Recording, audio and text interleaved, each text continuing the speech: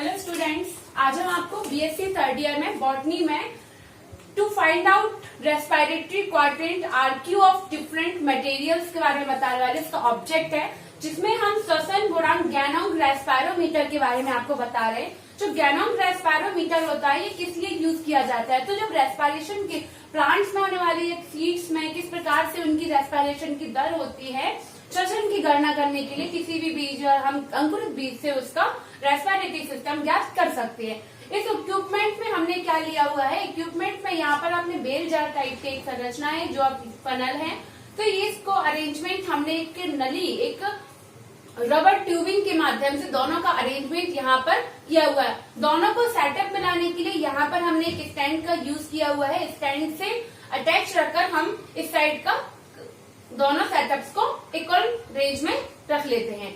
ये प्रैक्टिकल हमने आपको लैब में भी कराया है। ये हमारे पास गैनोंग रेस्पिरोमीटर, और इसके साथ साथ मैं आपको बोर्ड पे ही बता रही हूँ, जिन स्टूडेंट्स ने उनको नहीं समझ पाया है वो आप प्रयोग करके इस प्रकार से भी इसको समझ सकते हैं। ठीक है, तो इसमें हमें क्या फाउंड करना, आरक्यू ज्ञात करना।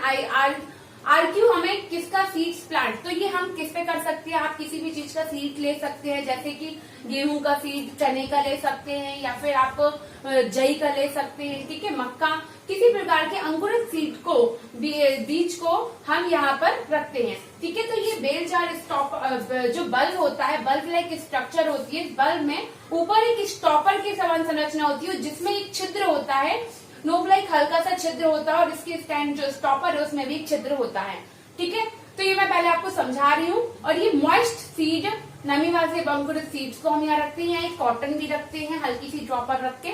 ठीक है, यहाँ सोडियम क्लोराइड सॉल्यूशन KOH, ठीक है, हम रख सकते हैं सोडियम क्लोराइड। और लवण जल का यूज हम करते हैं, लवण जल का हम यहाँ प्रयोग करते हैं। जिसमें क्या होता है, यहाँ पर सबसे पहले इक्विपमेंट में ये सारे हमने आपको बता दिए क्या क्या हम इक्विपमेंट लेते हैं इसमें।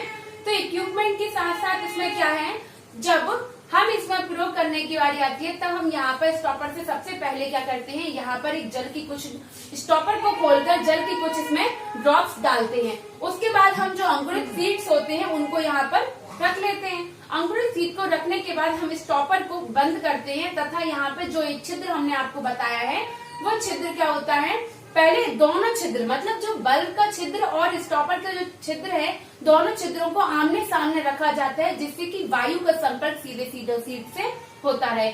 ठीक है, और फिर उसके बाद हम यहाँ पर जार्स में देखते हैं यहाँ पर कि दोनों के जल का लेवल इक्वल कर लेते हैं। यहाँ से हम लवण जल भरते हैं, लवण जल को हम इस प्रकार भरेंगे कि दोनों के जलों का लेवल क्या होगा, बिल्कुल देखिए समान लेवल है। यहाँ पर आप देख सकते हैं लेवल कितना है, दोनों का समान रख लिया हमने। उसके बाद हम इसका माप गणना कर लेते हैं, इसको नोट कर लेते हैं। ठीक, अब हम क्या करते हैं, जो स्टॉपर में जो हमने यहाँ पर छिद्र था उस छिद्र को दोनों वायु से संपर्क कराया था, दोनों छिद्र आमने सामने थे। अब हम समतल करते हुए हम इन छिद्रों को अपोजिट करके घुमा देते हैं थोड़ा सा स्टॉपर को, और छिद्र को हम बंद कर देते हैं, वायु से इसका संपर्क बंद कर दिया जाता है। अब इसमें कोई वायु नहीं आ सकती। तो उसके बाद हम जब जल के लेवल में जो गिरावट आती है उसको हम नोट कर लेते हैं, क्योंकि हमने पहले की जो इक्वल गिरावट थी उसको नोट कर लिया था।